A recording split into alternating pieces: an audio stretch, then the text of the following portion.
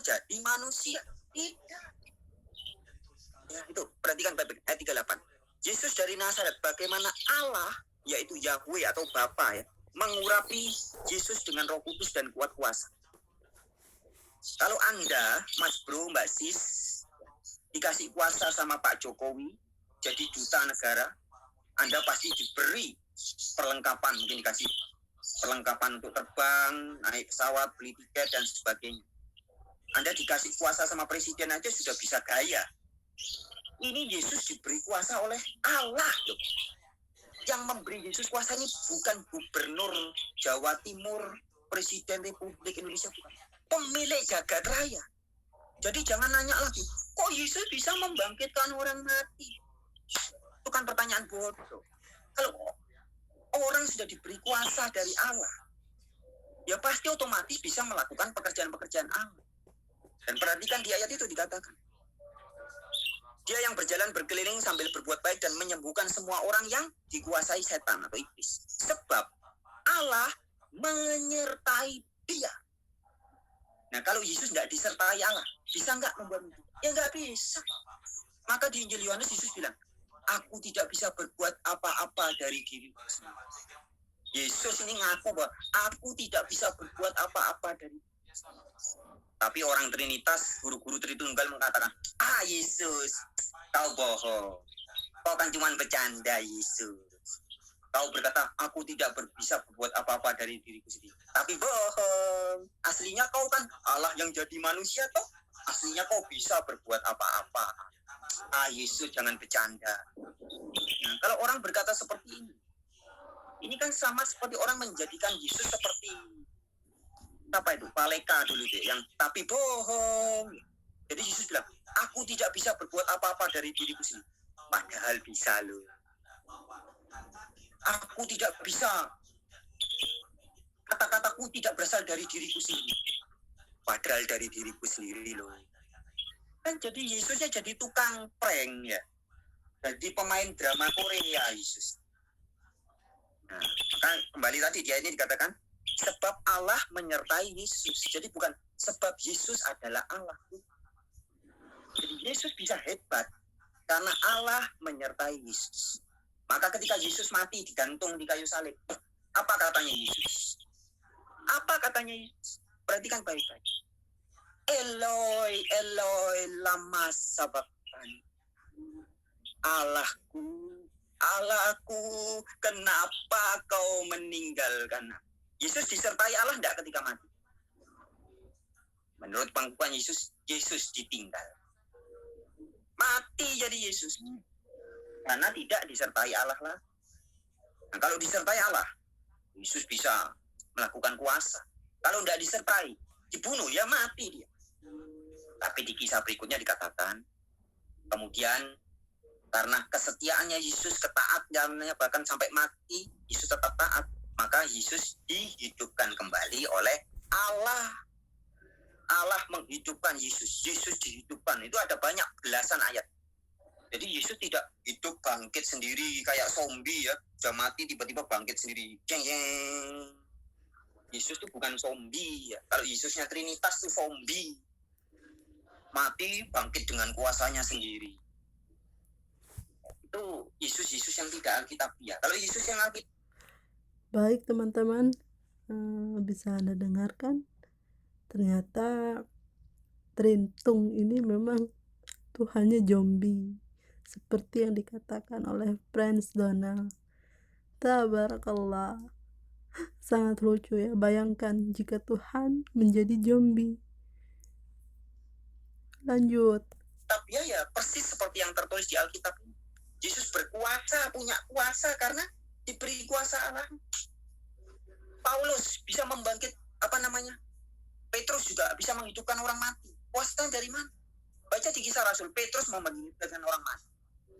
Bukan cuma Yesus. Nabi-nabi di Perjanjian Lama juga, Elisa juga sakti loh. Kalau Yesus sakti ketika masih hidup kan ya. Kalau Elisa sakti ketika sudah jadi mayat atau jadi tulang. Itu bisa dilihat itu di 2 Raja-Raja 13 ayat 20 sampai 21. Mayat-mayat yang kena tulangnya Elisa hidup lagi. Kan lebih sangaran Elisa. lebih hebat.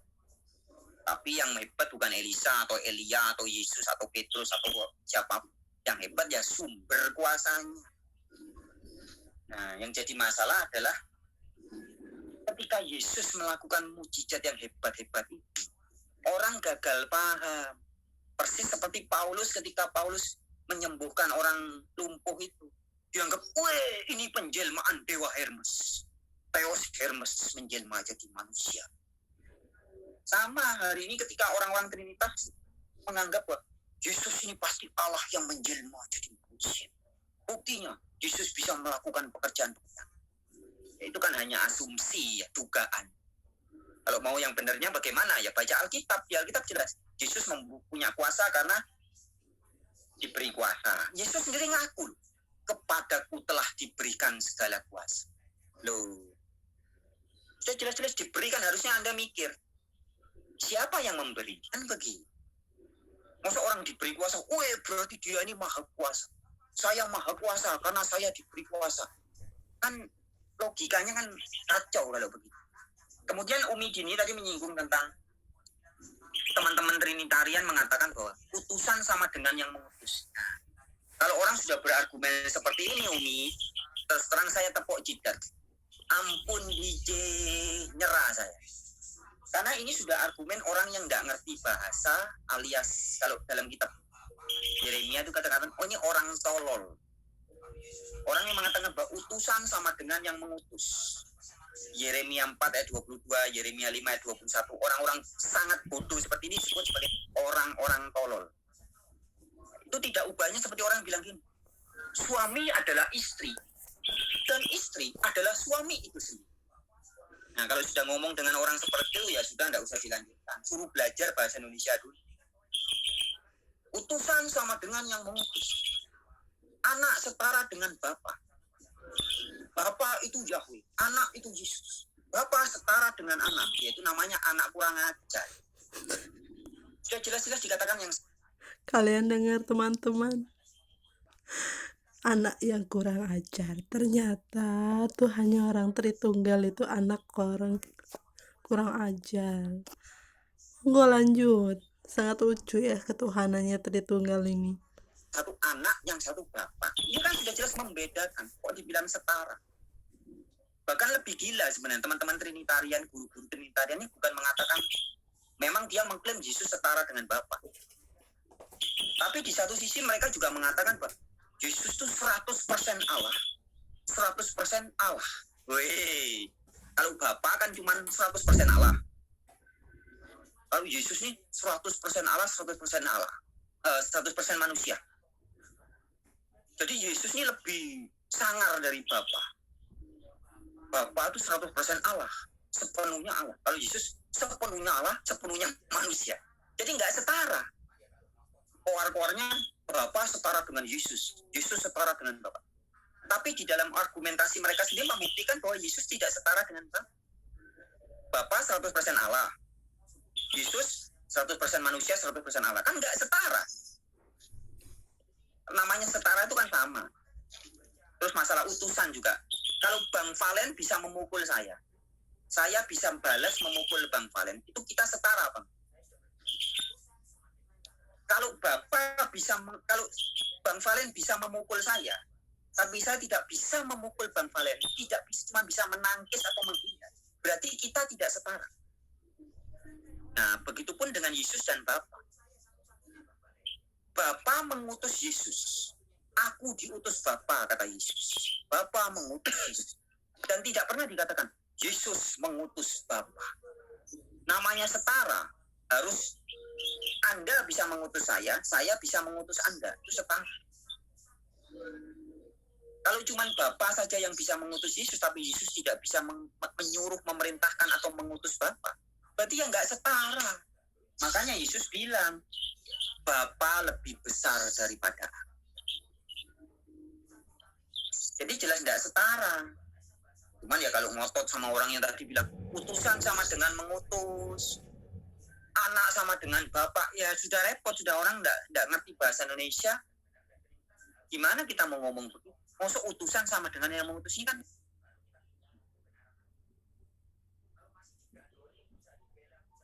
Nggak akan bisa. Harus ada kerelaan. Anda mau percaya kita betul sama Yesus sama dia. Anda masih terikat dengan dogma, dengan doktrin, atau mau meletakkan ikut bahwa firman Yesus. Kalau masih ingin membela dogma, membela organisasi, membela dogma, membela apa-apa, membela gereja, ya nggak bisa.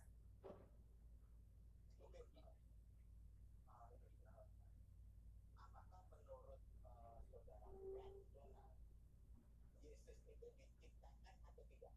Ini pertanyaan yang cukup menarik. Kalau menurut Franz Donald, gue bisa saya naik beli Franz Donald.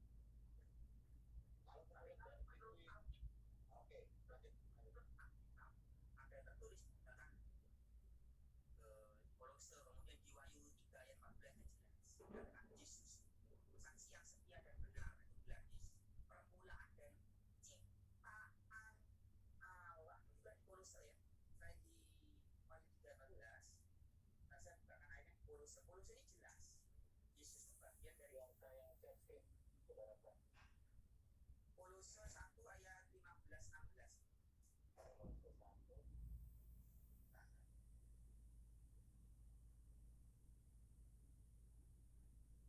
ayat 15.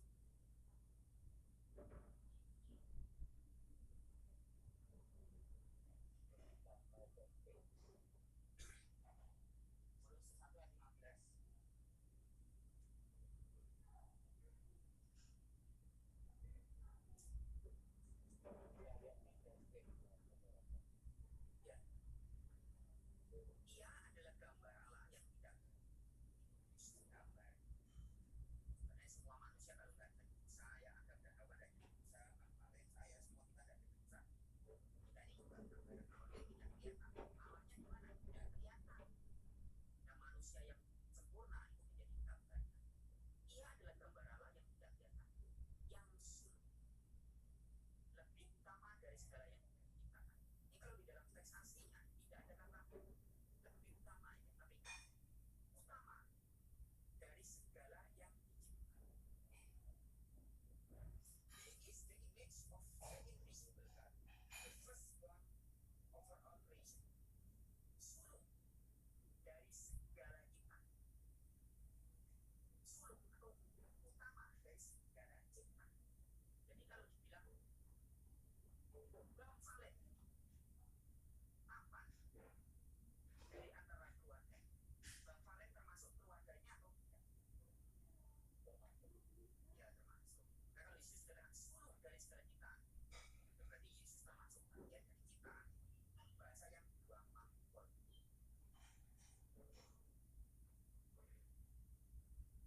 Jelas ciptaan.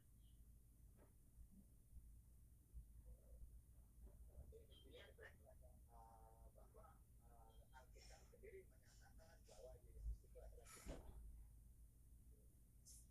Ya iya, Yesus dilahirkan oleh Allah. Jadi bahasa Alkitab tentang mengatakan ciptaan tidak terlalu diimbang. Kolose di Wahyu jelas menjelaskan Yesus ciptaan. Tapi juga di ayat lain ada kan dilahirkan oleh Allah. Ingat ya, di Mazmur 90 ayat 1-2 dikatakan bahwa bumi dan